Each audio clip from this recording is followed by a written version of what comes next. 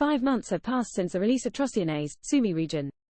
The city, which was under occupation for a month, and which was crushed by the Russians. Now it is recovering from the atrocities. The townspeople are preparing for the school year, and the city authorities are preparing for a new challenge, to survive the winter.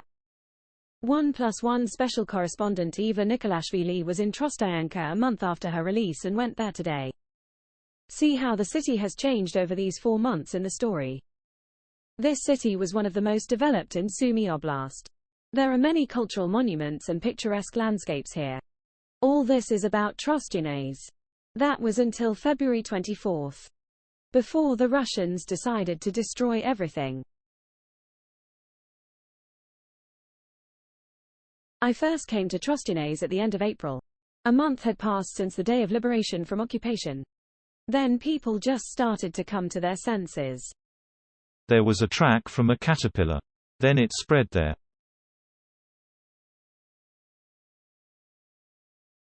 A Russian tank visited the garden of a Trostyan resident. Exactly 4 months later, we are here again. We are back in Trostyanka. The moat dug by the Russians is no longer here. There is also no scrap metal from Russian equipment. But it will take more than 1 year for the city to fully recover. What has changed in Trostyanka during these 4 months? Let's see. Trostyanets experienced really hard times. You can say, barely crawled out. Therefore, there is no need to wait for a quick reconstruction. The Russians destroyed in Trostyanka what they did not have. I analyzed for myself. Cities: Mariupol, Melitopol, Irpin, Bucha, Chernihiv, Trostyanets. There was the biggest abuse, both of people and of objects. Because these cities were the prototype of reforms. The new hospital in the city was no exception. Russian troops shot her with a tank and machine guns. The glass is broken. The windows are broken. There was a resident room in the gynecological department. She burned. The intensive care ward, where women were lying after operations, was fired upon at close range. The hospital was accepting patients 4 months ago. The local television company provided us with a video of what the medical facility looked like after the liberation of the city from the occupiers. Currently, there are still places where it is better not to enter, and where the rubble has not yet been cleared. The gynecological department is almost shining. And windows were inserted throughout the hospital, wherever possible. This building, compared to the buildings on the other side, is not very destroyed. That's because the shots were on that side. But it is impossible to get to the entrance. This is a high-rise building near the hospital. It was shot by rioters on the same day as the medical facility. Currently, the city government has allocated €50,000 for it.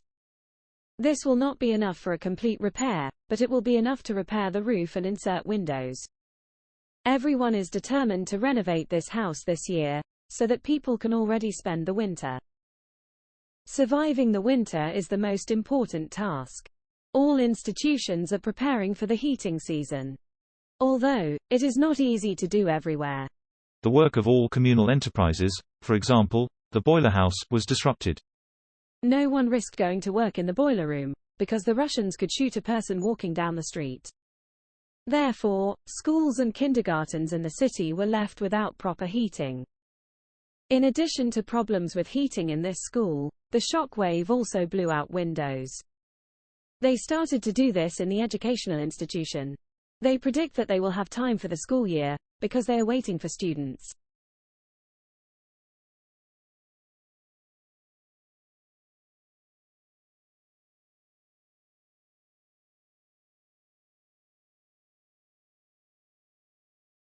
Ventilation was done. You see, there is artificial and natural.